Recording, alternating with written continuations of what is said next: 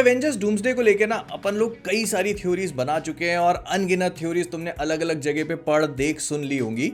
लेकिन एक चीज है जो मुझे अभी भी कंफ्यूज करती है एंड दैट इज कि डॉक्टर डूम का फैंटास्टिक फोर के पोस्ट क्रेडिट सीन में अपीयर होना, फ्रैंकलिन को ऐसे ट्रीट करना जैसे मानो वो उसको पहले से जानता हो। और आई नो इसके बारे में हम लोग पहले भी बात कर चुके हैं, but I have some things in mind. लेकिन एक एक करके शुरू करते हैं। ऑलराइट, तो सबसे पहले हम लोगों ने पिछले वीडियो में ये बात करी थी कि डॉक्टर डूम जो है वो क्रिस एवांस के स्टीव रॉजर्स के पास जाएगा जो कि पास्ट में रुका हुआ था, और वो एक परफेक्ट कोल्ड ओपनिंग की तरह सर्व करेगा। लेकिन इसके पीछे भी ना एक पर्पस है। तो एक बार के लिए इमेजिन करो कि शाम रात का वक्त है, सनसेट हो चुका है या होने वाला है। स्टीव रॉजर्स पेगी के साथ में या तो डिनर कर रहा है या डिनर करने की तैयारी कर रहा है, या दोनों डांस कर रहे हैं। दोनों के दो बच्चे हैं जो काफी एकदम बढ़िया फैमिली लाइफ। लेकिन तभी उनके दरवाजे पे, उनके पोर्च पर एंट्री होती है डॉक्टर डूम की। वो आता है, उसको लगता है कि ये तो टोनी है और वो उससे वैसे ही कन्वर्सेशन करने की कोशिश करता है अपना दोस्त समझ के, but it's not Tony, it's someone else even worse.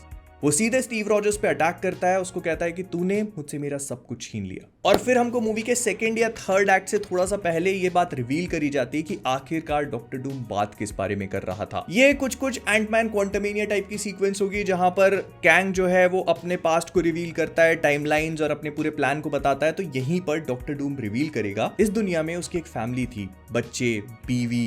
एक ऐसा दिखाना हो कि लैटवेरिया का रूलर नहीं था तो एक छोटा सा बिजनेस दिखा सकते हैं, जैसे शॉर्मा का रेस्टोरेंट हो गया। और तुम मानो नहीं मानो, रेस्टोरेंट चलाना इतना आसान काम है नहीं, बिकॉज हम सभी लोगों ने वो रेस्टोरेंट के केओस को कभी ना कभी एक्सपीरियंस किया है। ऑर्डर कुछ और किया, टेबल पे कुछ और आ गया, कभी वेटर बिजी होता है, कभी बिल टाइम से नहीं मिलता, ह्यूमन एरर्स होते हैं, और ऐसे में कस्टमर्स का पेशेंस टेस्ट हो जाता है। एंड ये सारी प्रॉब्लम्स तब होती हैं जब सिस्टम पुराना हो। एंड दिस इज वाई अगर एक फास्ट पेस्ड रेस्टोरेंट रन करना है तो Odoo POS is perfect for you. Odoo POS या पॉइंट ऑफ सेल रेस्टोरेंट एक modern digital point of sale system है जो रेस्टोरेंट ऑपरेशंस को simple, fast and error free बनाता है। कस्टमर्स डायरेक्टली अपने फोन से ही क्यूआर स्कैन करके ऑर्डर कर सकते हैं, या आप सेल्फ सर्विस कियोस्क लगा सकते हो। ऑर्डर किचन तक सीधा जाता है बिना कंफ्यूजन के। वेटर्स के लिए भी स्मार्ट इंटरफेस होता है जहां सारी टेबल्स, ऑर्डर्स और बिल रियल टाइम दिखते हैं। एंड यही ऑर्डर्स जब किचन तक जाते हैं तो वहां पर भी सब कुछ डिजिटली हो जाता है।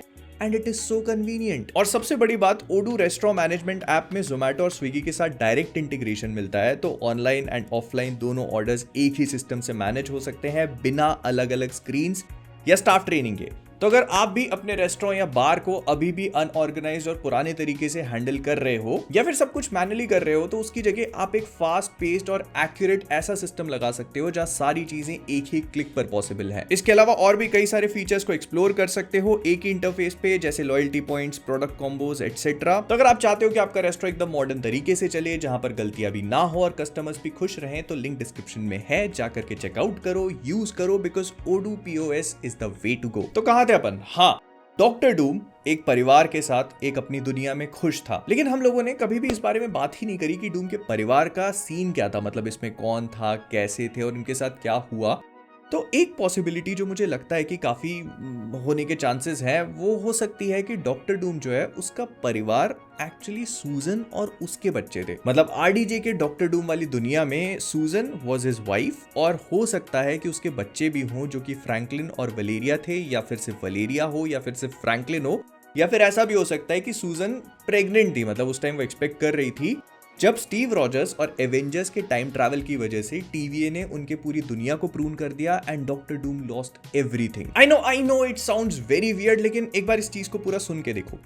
तो हुआ कुछ ऐसा होगा कि इसकी दुनिया में कहीं ना कहीं से कोई प्रॉब्लम आई, जिसका एक बटरफ्लाई इफेक्ट होता है ना। मतलब अगर कोई टाइम ट्रैवल करके पास्ट में जा रहा है और फिर उसने कोई चीज चेंज करी और उस वजह से रिपल्स हुए। तो हालांकि एमसीयू में वो बटरफ्लाई इफेक्ट वाली चीज एग्जिस्ट नहीं करती, लेकिन अगर पीछे जाकर के कोई भी कुछ चेंज करता है तो नई टाइमलाइन बन जाती है। हो सकता है कि एवेंजर्स और स्टीव रॉजर्स के टाइम ट्रैवल की वजह से डूम की टाइमलाइन क्रिएट हुई हो, लेकिन क्योंकि ही हू रिमेन्स और टीवीए वाले उस टाइम पे नहीं चाहते थे कि कुछ भी ऐसा बनाया जाए, तो उन्होंने जाकर के उसकी टाइमलाइन को प्रून कर दिया। अब इस पूरे प्रोसेस में doctor Doom kind of lost his family, his wife, his children, और हो सकता है कि उन्हीं को बचाने के चक्कर में उसके चेहरे पे निशान पड़े हो, वो स्कार्स पड़े हो, जिनको छुपाने के लिए वो डॉक्टर डूम वाला मास्क पहनता है। और इसमें भी कोई बहुत हैरानी वाली बात नहीं है कि इस दुनिया में इसका नाम सिर्फ विक्टर था, लेकिन the moment everything changed for him, इसने अपना नाम रखा Doom, because he is quite literally Doom. Now I know you guys might be thinking कि अरे तो डॉक्टर डूम का पूरा आर्क ही चेंज कर दिया, कॉमिक बुक एक्यूरेट ओरिजिन ही नहीं है। तो अगर तुम मार्वल की मूवीज पे एक नजर डाल के देखोगे ना, तो वो कॉमिक बुक जैसी मूवीज नहीं बनाते, सिर्फ नाम लेते हैं, कोर कॉन्सेप्ट सिमिलर होता है, लेकिन उसके अलावा जितनी भी चीजें हमको दिखाई जाती हैं they are all very different. फिर चाहे तुम सिविल वॉर को उठा लो, उसमें सोकोविया अकॉर्ड्स और वो पूरी चीज थोड़ी बहुत सिमिलर थी, लेकिन इसके अलावा जो कोर कॉन्सेप्ट था ना, मतलब जीमो का ओरिजिन तक चेंज कर दिया उन्होंने। And same goes for winter soldier, और उसके अलावा जितनी भी मार्वल की मूवीज हैं, थानोस का इन्फिनिटी गॉन्टलेट वाला पूरा आर्क उन लोगों ने चेंज कर दिया। तो इसमें बहुत बड़ी बात नहीं होगी अगर ये लोग डॉक्टर डूम के आर्क को भी थोड़ा बहुत ट्विस्ट करके उसको एक सिंपैथेटिक फिगर बनाने की कोशिश करते हैं। तो क्योंकि तुम ऐसे सोच के देखो कि एक ऐसा कैरेक्टर हु हैड एवरीथिंग और सिर्फ एवेंजर्स के टाइम ट्रैवल करने की वजह से ही लॉस्ट इट, तो वो लोगों के लिए एक ऐसा कैरेक्टर बन जाता है जिसके साथ वो सिंपैथाइज कर सकते हैं। मतलब उनको लगेगा कि हाँ भाई, यहाँ पर तो एवेंजर्स की गलती है, डॉक्टर डूम या फिर ये विक्टर जो है ये तो अपनी टाइमलाइन में बहुत खुश था, लेकिन क्योंकि डूम है और उसके कैरेक्टरिस्टिक्स को भी चेंज नहीं किया जा सकता, तो इस पूरी परेशानी को देखकर उसने सबसे पहले अपने दिमाग का इस्तेमाल किया, जादू का इस्तेमाल किया, and he started travelling back in time. वो टाइम में पीछे जाता, चीजों को चेंज करने की कोशिश करता, अपनी फैमिली को बचाने की ट्राई करता, लेकिन जब भी जाकर के वो कुछ चेंज करता, चीजें और भी ज्यादा बुरी हो जाती। एंड ये चीज काफी हद तक कॉमिक बुक की भी है, क्योंकि डॉक्टर डूम वेलेरिया और फ्रैंकलिन को बचाने के लिए पास्ट में जाता है, चीजें बदलता है, चीजें और खराब हो जाती हैं। He does it multiple times but nothing works। तो यहां पर भी ऐसे ही होगा कि वो कुछ चेंज करेगा, चीजें और खराब होंगी, नथिंग वर्क्स फॉर हिम। तो वो सोचता है कि ठीक है, अगर टाइम ट्रैवल से काम नहीं हो रहा तो मैं दुनिया ट्रैवल करूंगा। तो वो डायमेंशंस हॉप करता है, अलग अलग वर्ल्ड्स में जाता है, एंड देन ही रियलाइजेस कि किसी भी दुनिया में सूजन उसकी वाइफ है ही नहीं। हर एक यूनिवर्स में उसकी शादी रीड से हुई है और उसके बच्चे Franklin and Valeria are actually Reed and Susan's. ये उसे और ज्यादा इनरेज कर देती है, उसके अंदर रीड के खिलाफ नफरत पैदा होने लगती है, even though they do not have a history yet. हमको ये बताया जा सकता है कि उन दोनों की हिस्ट्री अब क्रिएट हो रही है because Doom time travel, Doom universe travelled, इसी वजह से। एंड ही फाउंड आउट कि रीड के पास वो सब कुछ है जो डूम के पास नहीं है, and this is why he hates him. And फिर ये कंक्लूजन रीच करने के बाद कि किसी दूसरी दुनिया में भी उसको अपने बच्चे और परिवार नहीं मिल पा रहा है, वो इस चीज की जड़ तक पहुंचने की कोशिश करता है। फुल ऑन रिवेंज मोड पे he tries to find the source of it, और तब उसे मिलती है काउंसिल ऑफ गैंग्स। उसे समझ में आता है कि यही वो लोग हैं जिन्होंने इस पूरी चीज की शुरुआत करी है। जैसे कॉमिक बुक में बियॉन्डर्स थे ना, तो वैसे यहाँ पर काउंसिल ऑफ गैंग्स है। तो वो जाएगा, काउंसिल ऑफ गैंग्स को हराएगा और उसको लगेगा कि शायद अब सब कुछ ठीक हो जाए, बट स्टिल नथिंग वर्क्स। और फिर उसका चीजों को फिक्स करने का मोटिवेशन जो टोनी स्टार्क भी अपने साथ कैरी करता था, और इसकी यही रेज उसको आगे लेके जाएगी उन लोगों तक जिन्होंने अभी तक एमसीयू में टाइम ट्रैवल या फिर यूनिवर्स ट्रैवल किया हुआ है, जैसे कि एवेंजर्स, स्टीव रॉजर्स। इनफैक्ट हम लोगों ने नो वे होम में स्पाइडरमैन को भी देख लिया, तो यहाँ पर हमको टोबी मैगवायर का स्पाइडरमैन भी दिखाया जा सकता है, जो कि रूमर्ड है डूम्सडे के लिए।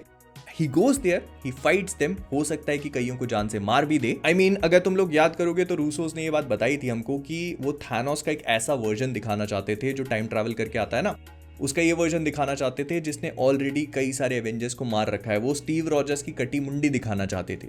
सो they can actually quite literally do this with doctor Doom, कि वो यूनिवर्सेस हॉप कर रहा है, वहां पर कई सारे एवेंजर्स को मार चुका है या मार रहा है, एंड इन सब के पीछे एक प्रॉपर रीजन है। वो ऐसे माइंडलेस किलिंग नहीं कर रहा। उसका परिवार, उसके बच्चे, हमको एक प्रॉपर एम्पैथी फील करवाई जाएगी उसके साथ कि उसने देखो कितना कुछ लूज कर दिया, तो वो भी अपनी जगह पे सही ही है, गलत तो नहीं कर रहा ना। और जो भी इंकर्जन्स हो रहे हैं, मल्टीवर्स हो रहा है, वो तो खत्म होना ही है। तो ऐसे में जो डॉक्टर डूम का आइडिया है टू फिक्स या टू सेव द वर्ल्ड, वही काम करेगा। और इसी झांसे में फंसेंगे डॉक्टर स्ट्रेंज।